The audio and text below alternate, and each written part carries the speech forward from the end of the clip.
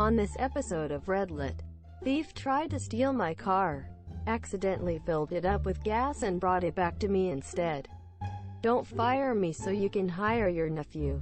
My foster parents treated me like crap, so I obliterated their reputation in our small town. Thief tried to steal my car, accidentally filled it up with gas and brought it back to me instead. My first car was a 1984 Jeep CJ7. A pretty sweet ride for a dirt-poor teenager in the 90s. I was working midnights at a gas station and loaned it to my brother who was taking a date to a party. I got a call around 1 a.m. from my brother who told me he left the keys in the Jeep and it was stolen. I was devastated. I was still on the phone with my brother when the thieves pulled my Jeep into my gas station to fill up on gas. As luck would have it, the gas gauge on my Jeep was broken and always read empty, and I worked at the only 24-hour gas stations in the area. I pressed the silent alarm and proceeded to fill up my Jeep. It was a full-serve station. When the thieves were out of the Jeep, I saw an opportunity to slip the key out of its ignition and into my pocket. They paid for the gas and argued amongst each other who had the keys last. The delay was enough for the police to arrive. I had to explain the story to the officer half a dozen times before he understood. The thieves had this stunned look of disbelief on their faces I'll never forget. The cops were belly laughing, telling the story to dispatch, all the while the thieves sat in cuffs in the back of the squad car. The story made most of the major newspapers the following day. Don't fire me so you can hire your nephew. This happened several years ago. I was working for a small medical supply company as the IT manager. Business was bad and eventually the IT department had to downsize to just me. During this time they brought in a new CFO that I had to report directly to. Let's call her Pam. Monsieur Pam had zero knowledge of IT and how things worked. Her motto was, if it ain't broke, don't fix it.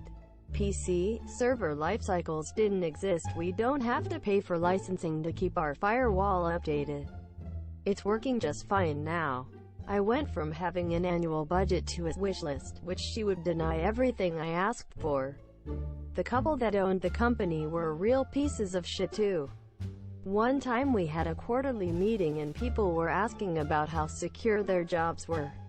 The owners said that nobody was getting laid off and that our jobs were all secure. This was at 5 p.m. on a Wednesday. The very next morning at 9 o'clock they laid off 6 people. At noon one of the owners showed up to show off the Escalade that he had just purchased that morning. During the first 6 months that Pam was there, she started firing everyone that worked for the old CFO and replaced them with her friends and family. 3 of her bridesmaids from her wedding a few years prior got hired to replace those that she fired. I knew I was on borrowed time. After she had been there for 9 months, I was the only one left out of what was about a dozen people that worked for the old CFO. I knew my time was running out.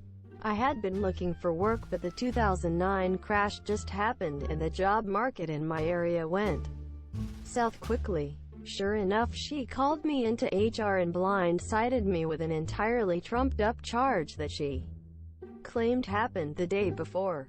I was working with the VP of sales on a project that entire day, so I had a witness. I asked to bring him in since my boss was lying and was told, "This is not about him, this is about you." Remember, kids, HR is there to protect the business, not do what is right or legal in some cases. Needless to say, I knew my days were numbered. The next morning I get introduced to an IT expert who just happens to be Pam's 21-year-old nephew. He was to shadow me and evaluate everything that I did to see if we could streamline any processes. In other words, they wanted me to train him to do my job. I quickly learned that this kid had absolutely no knowledge of IT. He's the kid people think is an IT expert because he can hook up a PlayStation to a TV. He didn't even know how to join a PC to a domain. So I knew what had to be done. The inventory, Billing and shipping and receiving were all run by scripts that I created on the server. They were all run using the domain admin account. I raised quite a fuss about giving him the domain admin account in front of Pam and him as your eye. Then loudly proclaimed that I was going to change the password to it since you can't have people who don't work for the company to have admin access to our network. I was overruled and was told to give it to him as your eye complied, but I also showed him multiple times how to change passwords on the domain. I even had him write it down to make sure that he could do it.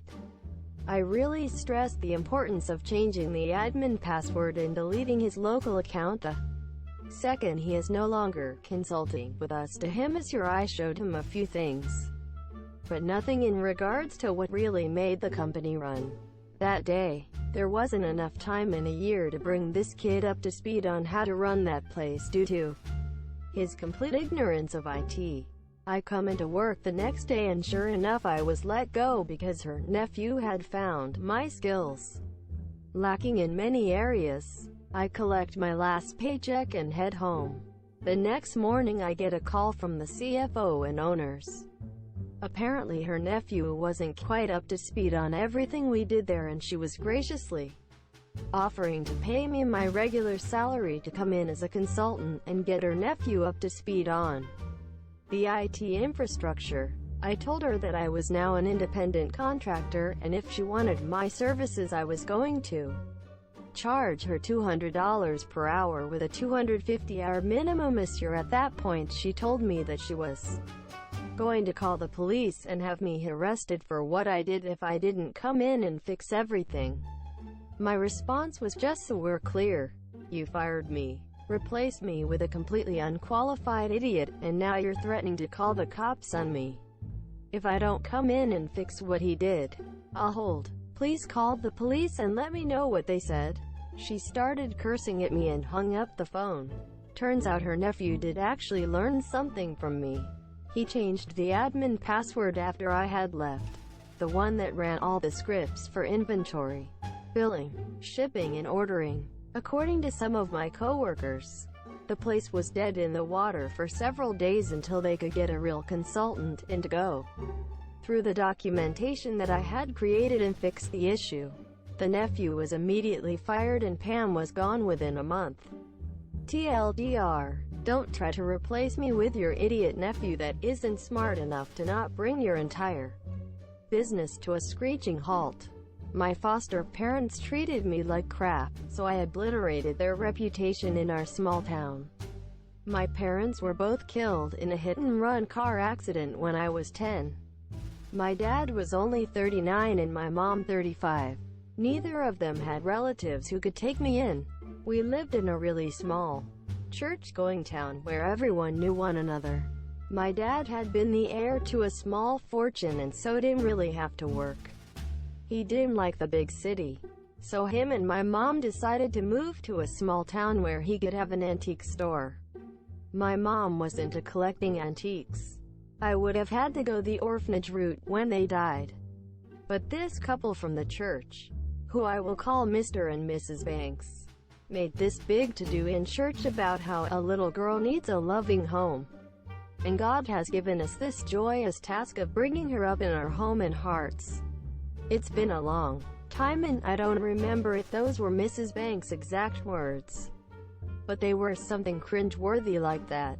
The Banks had their own daughter, Kitty, who was a year older than me.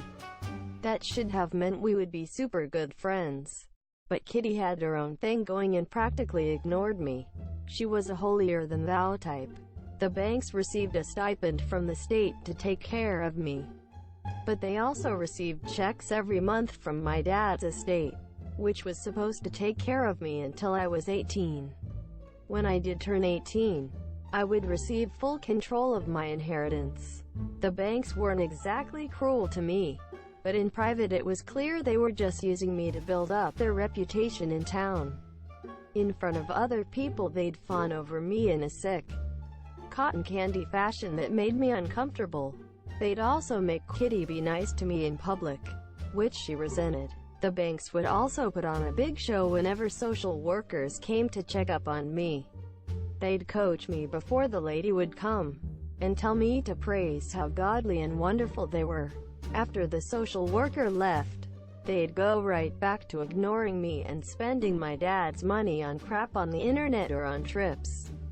It was clear to me even as a tween and teen that the banks were only using some of my endowment, both from the state and from my trust, to take care of me. The rest, they spent on themselves. As I grew older, I could see that my foster parents would pretend as though they had great business acumen, and that's why they had more money and could buy a new Volvo. Where I'm from, a new Volvo is an event, and take a trip to New York and buy fancy clothes for Kitty. When I was 17, I noticed that my foster parents were stockpiling away my trust fund money to pay for Kitty's tuition to college.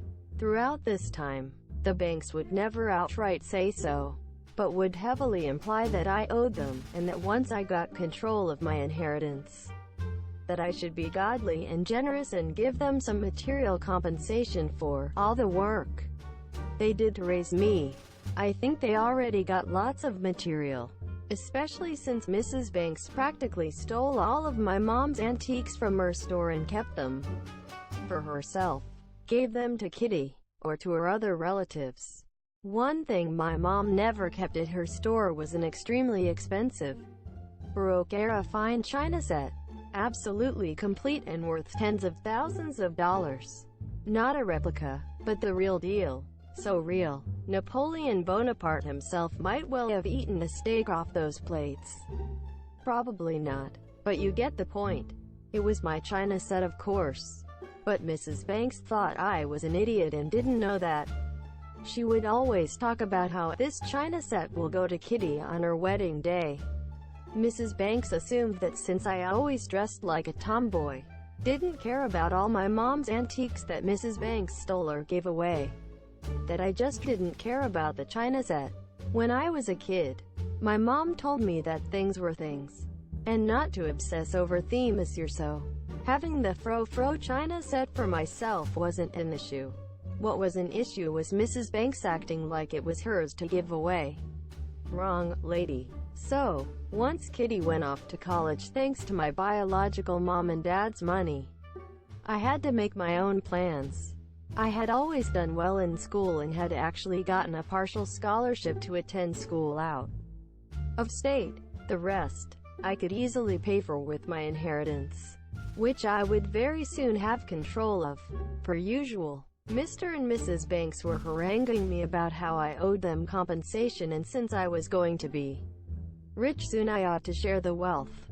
I figured that over the past 7 years they probably stole or misappropriated more than $200,000 of my parents' money, to say nothing of the state money they misused. I think they more than shared the wealth. I never promised anything. I just smiled and kept a tally of every single bank statement I got them quarterly, that my trust issued over the years. The Banks family never shared them with me, of course, but when I asked the actual bank for a rundown, they were more than happy to oblige. I also wrote down every single major purchase my foster parents clearly made over the past 7 years with money that was clearly beyond their means as a housewife and an insurance salesman.